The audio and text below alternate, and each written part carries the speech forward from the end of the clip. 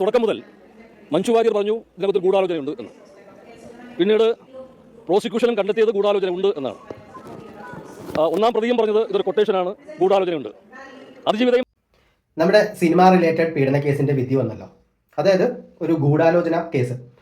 അതിന്റെ 6 പ്രതികൾക്ക് വരെ ഇപ്പോൾ ശിക്ഷ കൊടുത്തു. ഇന്നിപ്പോൾ 20 വർഷം, അതായത് ഏറ്റവും കുറഞ്ഞ ശിക്ഷ. പ്രായമൊക്കെ മാനിച്ചിട്ടാന്ന് പറയുന്നു, അതെന്തു ആയിക്കോട്ടെ. ഇതിൽ പല ആൾക്കാരും പല തരത്തിലുള്ള പ്രതികരണങ്ങൾ അല്ലെങ്കിൽ അവരുടെ പ്രതിഷേധങ്ങൾ അല്ലെങ്കിൽ പല അഭിപ്രായങ്ങൾ പറഞ്ഞിട്ടുണ്ട്. ഈ അഭിപ്രായങ്ങളിലെല്ലാം എനിക്ക് ഏറ്റവും നന്നായിട്ട് തോന്നിയത് ഇന്ന് കുറച്ച് മുന്നേ വന്ന അല്ലെങ്കിൽ അല്പം മുന്നേ വന്ന പ്രേംകുമാറിന്റെ ഒരു അഭിപ്രായമാണ്. അതായത് ഈ പ്രതികൾക്കെല്ലാം ശിക്ഷ കൊടുത്തു, ഓക്കെ, അത് കോടതിനെ മാനിക്കുന്നു, കോടതി കൊടുത്ത ശിക്ഷയാണ്, അത് അവരൊന്നും കാണാതെ കൊടുക്കില്ല. പക്ഷേ ഇത് കുറച്ച് ആൾക്കാർ ഒരു ഗൂഢാലോചന നടത്താതെ ചെയ്യില്ലല്ലോ. അപ്പോൾ പുള്ളി പറയുന്നത് കറക്റ്റാണ്. മഞ്ജു വാര്യർ ഗൂഢാലോചന ഉണ്ടെന്ന് പറഞ്ഞു, ഇര പറഞ്ഞു ഗൂഢാലോചന ഉണ്ടെന്ന്, ഇപ്പൊ അവസാനം ദിലീപും പറയുന്നു ഗൂഢാലോചന ഉണ്ടെന്ന്.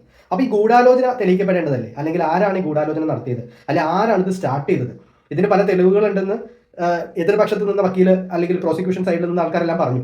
പക്ഷേ ഇതെല്ലാം തെളിയിക്കപ്പെട്ടിട്ടില്ല. അല്ലെങ്കിൽ തെളിയിക്കപ്പെട്ടിരുന്നെങ്കിൽ 6-ന് ശേഷമുള്ള പല ആൾക്കാർക്കും ഇപ്പോൾ ശിക്ഷ കിട്ടിയാണ്. അപ്പോൾ ഈ ശിക്ഷ കിട്ടാത്ത സ്ഥിതിക്ക് ഈ ഒരു ഗൂഢാലോചന തെളിയിക്കേണ്ടതല്ലേ? ഇപ്പോൾ ദിലീപ് ഉൾപ്പെടെ ഗൂഢാലോചന ഉണ്ടെന്ന് പറഞ്ഞ സ്ഥിതിക്ക് ഉറപ്പായിട്ടും അത് തെളിയിക്കേണ്ടതാണ്, അല്ലേ?